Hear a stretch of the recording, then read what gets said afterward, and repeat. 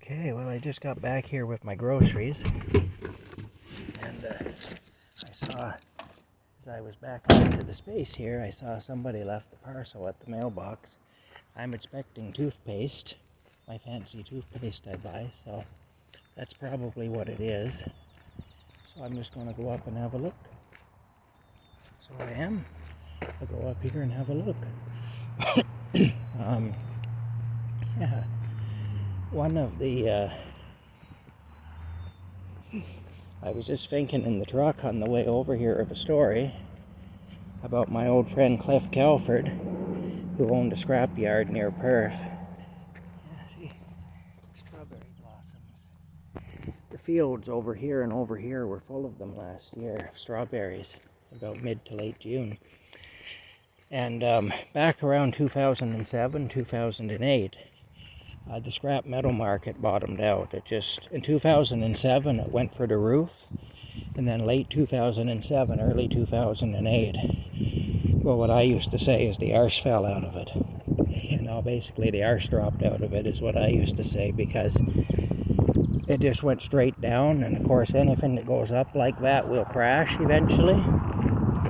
And I remember when it was up like that saying, it's going to come down hard when it does, and it's going to come down, and it's going to come down hard, and it did.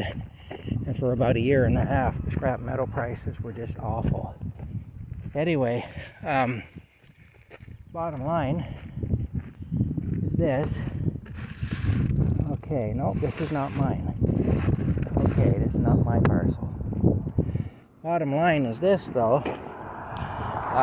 Every couple of weeks, I would call Baker Brothers, a scrapyard in Ottawa, and I would ask for an update on prices. And I was basically just hoarding and sitting on my scrap metal, waiting for the prices to come back up, which they eventually did. Like I say, after about a year to a year and a half, they did. But I called Baker Brothers this one time, and I was talking to this guy in the office. I asked him for the scrap metal prices. There's all the stuff that I took away from the chip truck the other day. But I asked him about the scrap metal prices anyway. And he gave me the prices, and then he said, well, why don't you come in here and sell it to us? And I said, well, because the prices are too low. And I said, you know, I'm not, just like everyone else, I'm sitting on it right now waiting for the prices to go up. That's why I call every couple of weeks to get an update on the prices, because I'm watching the market to see what it's doing. And so far, I said the arse is still out of her, you know, so I'm not going to sell my stuff until that changes. Well, he said, well, yeah, I understand that, but he said, what if somebody steals it on you? Like, for your own security, it'd make sense for you to sell it. And I said, well, I can either have somebody steal it from me for free, or I can spend money on gasoline driving to Ottawa to sell it to you guys for nothing and have you guys steal it from me. So I said, I would sooner have it stolen at no cost to me than have it stolen at, you know, have to pay some big price to have it stolen. So anyway, I was telling my friend Cliff Calford about this exchange I had with this fella from Baker Brothers.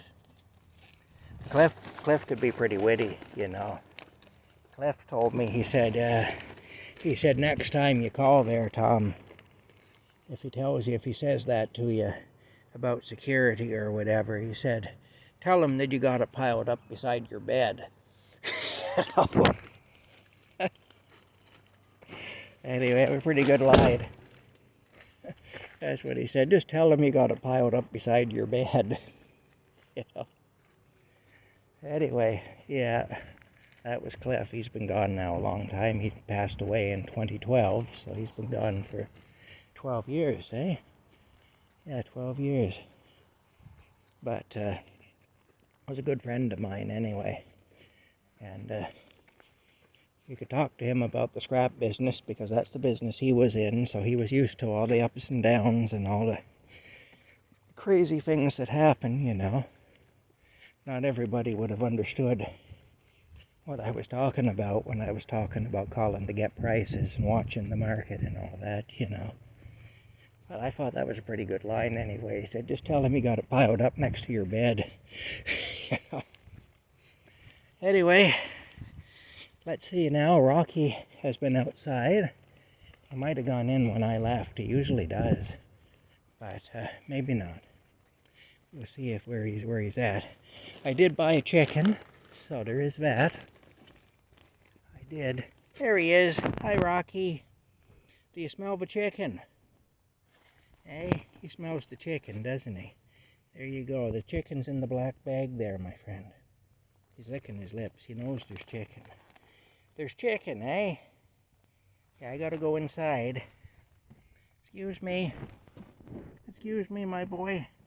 I gotta go inside. You're blocking the way.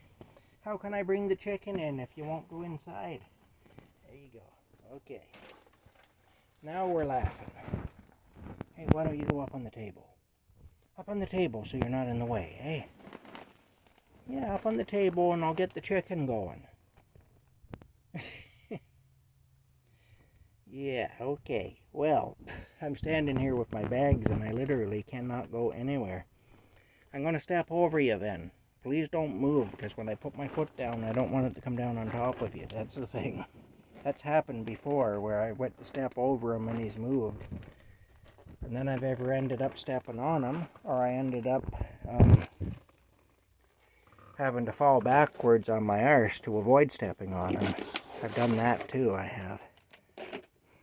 So, anyway, like I say, I thought that was pretty good.